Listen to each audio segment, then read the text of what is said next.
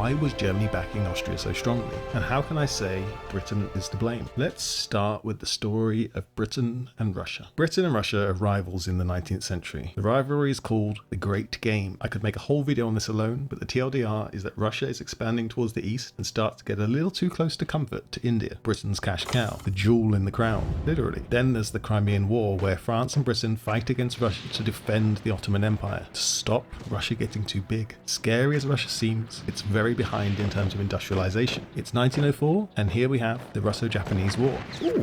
Another rhyme. It's seen as a prototype of how modern wars will be fought. It was short, but it nearly bankrupted both sides. Modern warfare was expensive, and no one had that kind of money. Japan wins. This war is important for two reasons. First, it showed that Russia could be beaten, which gave hope to Germany. Second, it gave everyone the wrong impression of how World War I would be fought. Everyone was convinced it'd be a quick war, 6 to 12 months max. No one could afford more.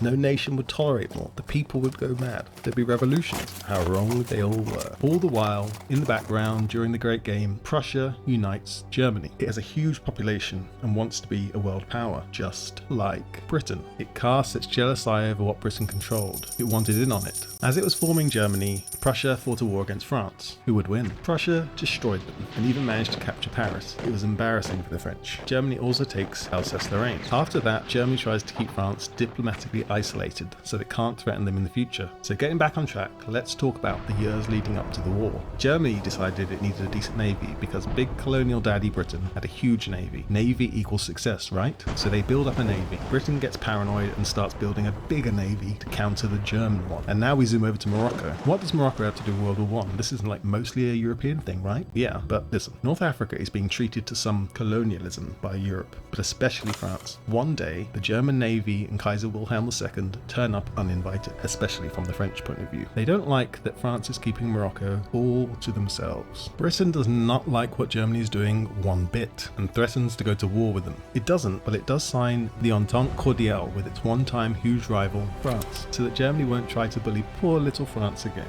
It's not an alliance, more of an indication that they want to be nice to each other from now on. The end result, Germany tried to isolate France, and instead, it's starting to look isolated itself. This is the opposite of what they wanted. France already had an alliance with Russia. Britain and Russia are getting closer despite being huge rivals who don't like each other, all because they both distrust Germany. Russia feels threatened by Germany. Germany feels very threatened by Russia. All those people. They saw it as a matter of time until Russia was too strong to contain. Then, surprise, surprise, Britain, France and Russia create the Triple Entente as an informal alliance.